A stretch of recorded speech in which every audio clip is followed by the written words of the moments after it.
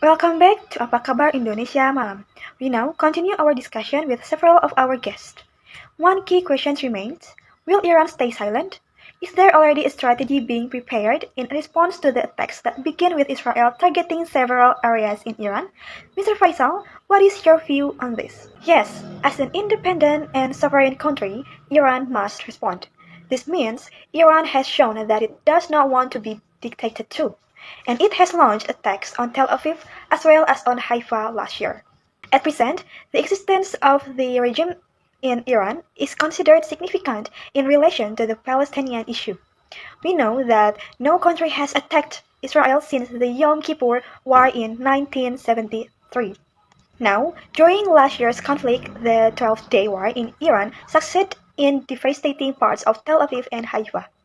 That, in many ways, has become a source of happiness for many Palestinians, especially in Gaza, because at least they could see that Tel Aviv could be struck by Iran and heavily damaged. The existence of the regime in Iran is indeed closely linked to Palestinian interest, as Hamas and Islamic Jihad were supported by Iran in their information. According to an investigation conducted by the Sunday Times between 2014 and 2020, Iran reportedly provided funding amounting to 220 million US dollars. Therefore, we should not expect other Arab Muslim countries to contribute in the same way. It is difficult to imagine Saudi Arabia, Turkey, Qatar, or other Islamic countries taking military action against Israel as Iran has done. This is because those countries, particularly the wealthy Arab states such as Saudi Arabia, Kuwait, Bahrain, the UAE, and Oman, rely not only on American weapons system for their national defense, but also on them to ensure the continuity of their monarchical regimes. Okay, Mr. Iwan, what is Iran's position in responding to the attacks carried out on Iranian territory? Yeah, it has already indicated and demonstrated that it is capable and will not remain passive. As Mr. Asghaf mentioned earlier, today it has carried out strikes on several locations where American assets are present. And now, the ball is in the court of the United States and Israel. This is the crucial point. Their response will determine Iran's stance and strategy in the coming days. In other words, Iran has returned the ball to their side. After being attacked, it has now launched a counterattack. However, based on the information mentioned earlier by Mr. Asghaf, Tel Aviv has also been hit. In addition to Bahrain and the UAE, and it is even reported that Riyadh was also affected. So now, the situation depends on how the United States or Israel responds to Iran's retaliatory strikes. That response will determine the nature of the conflict going forward. We will now discuss the strategic support from both sides, Iran, as well as the United States and Israel. What might we expect, Ms. Tia? There is a possibility of a retaliatory strike from the United States, though it might not be significant. The objective appears to be exerting pressure, particularly to push the United States' agenda to gain approval from Iran. As Ms. Frana mentioned it earlier, there is also the possibility of negotiations in the future. That remains a possibility. Following this attack, there is a possibility that negotiations may take place in the near future. Previously, Iran had taken a very strict stance regarding its demands and had not approved the United States' proposals. However, this situation may lead Iran to adopt a more flexible position. From my perspective, Biswana, Iran is currently in a position where it urgently needs relief from United States sanctions. That is the first point. So, secondly, under the present circumstances, Iran appears to need peace rather than war. Therefore, regarding several points of agreement in the negotiations, particularly if they had previously reached a deadlock, this recent attack could potentially prompt Iran to soften its stance. Why is that? First, the United States sanctions have been in place for quite a long time, and their impact on Iran's economy has been significant. The Iran of today is different from the Iran of the past. As a result, there are economic shortcomings and political instability, and moreover, the country's economy has continuously been pressured by long-term United States sanctions, which have substantially reduced Iran's economic growth. I believe that Iran may slightly soften its stance, particularly after being attacked by Israel. If United States military bases are also targeted, there will likely be a retaliatory response. However, after that, I anticipate that tensions will gradually subside, followed by further negotiations, during which Iran may adopt a more flexible position. This is largely because Iran is currently in a position of need. That is my assessment, and based on available data indicating that Iran's economic condition is presently unfavorable. Will Iran receive support from big countries such as Russia or China? It is possible because they are indeed part of the same coalition. Many Chinese oil companies have invested in Iran, and there has also been a lot of cooperation between Russia and Iran, especially in the defense and weapons sector. Because of this, the two countries are unlikely to remain silent. However, it seems that they will prepare to play their role behind the scenes rather than offering direct face-to-face support. We have seen that some of Iran's missiles also contain components assembled with Russian involvement. According to weapons experts, several missiles that were previously launched toward Tel Aviv were partly assembled with Russian support. This indicates that there is indeed cooperation between Russia and Iran. In addition, there are several large Chinese companies operating in Iran. When their business interests are interrupted, they are unlikely to stay silent, but they also will not act directly. Instead of they will provide support from behind the scenes. Miss Pina, from behind the scenes? That's right. Mr. Faisal, do you think this conflict also has the potential to expand into a wider regional conflict? It depends. If we look at the situation now, even though several US military bases in the Middle East have been attacked, no other country has directly responded to Iran's action. This is because the issue is not only about American interests, but also about the interests of the countries involved. For example, when the US military bases in Bahrain was attacked by Iran, Bahrain relies heavily on the United States. Its monarchical regime also depends greatly on American support, so now it depends on which countries will eventually become involved and join the war alongside the United States and Israel against Iran. However, I think many Arab and Muslim countries will likely stand behind Iran. If they openly support the United States and Israel, their public image could become even worse. Over the past 2 years, many people have criticized Arab and Muslim countries for doing little while Palestinians in Gaza were suffering. The situation in Gaza has been described by many as a genocide, yet even neighboring countries like Jordan and Egypt have mostly remained silent and have not been able to do much to stop Israel's action. So in that sense, Iran will likely continue to face the United States and Israel largely on its own. At the same time, this situation also strengthened Iran's image and influence in the Middle East, as well as among Muslim majority countries. While some Muslim countries appear to comply with American pressure, including their involvement in agreements such as in the New York Agreement that later led to the formation of a peace council and plans to send troops to Gaza, Iran is often portrayed as the only country that consistently and openly supports the Palestinian struggle. This support is expressed through political, economic, and technological assistance to groups such as Hamas and Islamic Jihad. Iran in this case does not seem willing to follow the scenario proposed by United States and Israel regarding the Palestinian issue. What is your analysis, Mr. Iwan? Do you think this conflict could expand into a wider regional conflict? And is it possible that Iran will receive support from big countries such as Russia and China? I tend to agree with what Ms. Tia mentioned earlier.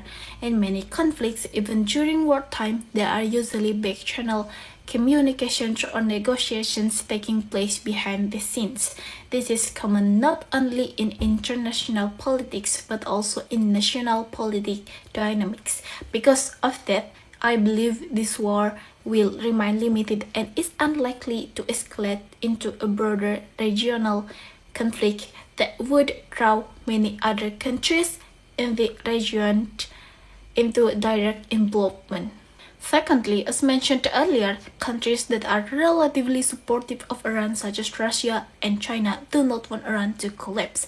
They prefer Iran to remain stable and influential, particularly because Iran plays an important economic and strategic role as a balancing power in the region. Their support may come in various forms. Diplomatically, for example, they could support Iran in forums such as the United Nations Security Council. In terms of technology, they may assist with defense-related technologies. There have even been reports suggesting that China has supplied Iran with highly advanced radar systems capable of detecting stealth aircraft from distance up to around 700 kilometers. Age and experience have also contributed to the development of its technology. In a sense, for those countries, Iran must continue to exist. Iran is an important country in the region and also a significant source of energy. Therefore, I believe that any support from countries like Russia or China would most likely come from behind the scenes, without directly involving themselves into open war against the United States. Earlier, you also mentioned your prediction that Iran might eventually ease the tension, but we want to know who could mediate between these three actors, which are essentially divided into two sides: the United States and Israel on one side and Iran on the other side. Who could act as a mediator? Negotiation in Garapede failed and Oman's efforts also did not succeed. But what do you think? The United States. So the key still lies with the United States? Yes, previously. We saw how the conflict began when Israel first launched an attack on Iran, which was then followed by a retaliation from Iran. After that, the situation gradually calmed down when Trump suddenly issued a statement urging Iran to stop launching further attacks on Israel, and negotiations were eventually carried out. I think the situation could follow a similar pattern this time. History often repeats itself, Miss Pena. The tension in the Middle East is currently rising again, and the only figure who may be able to calm the situation is Trump. It is unlikely that the Gulf countries would be able to take that role. Even when the US military bases were attacked, many of them already felt uneasy. It would be even more difficult for them to become directly involved in resolving the broader conflict. So the question is, which country or leader can ease this tensions? In this case, Trump still holds a significant role. Ideally, he should not be provoked by Israel into escalating the situation further. Instead of responding with retaliation, he should encourage negotiations so that the talks do not reach a deadlock and can eventually lead to peace in the Middle East. As mentioned earlier by Mr. Dubas, Iran plays an important role as a balance of power in the region. From the perspective of international relations, this means that Iran is one of the few countries capable of balancing power dynamics in the Middle East. Without Iran, the regional balance could be significantly disrupted. In that sense, Iran is often seen as one of the key actors capable of stabilizing the regional power structure. If we're looking from the first strike's perspective, could you say they succeeded or not, ma'am? From what I've seen, I don't think we could conclude how they succeeded or not because it's only one strike we've seen, like fatalities at the school, for example. That's what Israel's motives are. Also getting children, no matter what. We're just looking only that part right now, so I couldn't really state whether this was a success or not because Iran attacked back to America's base camp. This was a warning from Iran to prove that we got something to defend ourselves. Our self-defense is ballistic missiles are not immaculate. So we couldn't really detect whether this was a sign of success or not. Because it is said that this was an attack that would be a success with the Iron Dome. Back then, there were plenty that entered the Iron Dome in Israel. But are they going to recover if Iran strikes back? I don't really know about that. I'm not a weapon expert because I'm more focused on politics and economics in the Middle East. But if the United States launch a counterattack, it would likely come from US military bases located in some of its allied countries in the Middle East. Base militer Amerika Serikat di beberapa aliansinya di Timur Tengah. But would that be allowed by Saudi Arabia? I have agreed with Mr. Faisal and Mr. Assegaf that Saudi, United Emirates, Qatar are different now.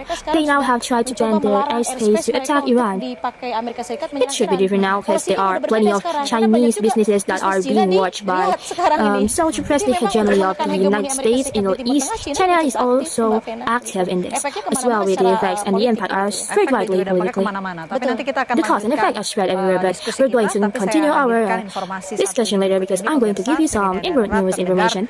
Here, purist. The emergency alarm was heard in Jerusalem, Israel on Saturday after Israel attacked Tehran, Iran. The Israel military stated that they have an emergency alarm to warn their citizens for the possible strike towards Israel. To create conditions for the Iranian people so they become government overthrowing the political government in Iran. Today, the United States has begun attacking Tehran. Trump confirmed that the United States was involved in the attack for the Iranian people so they become government overthrowing the political government in Iran. Today, the United States has begun attacking Tehran. Trump confirmed that the United States was involved in the attack.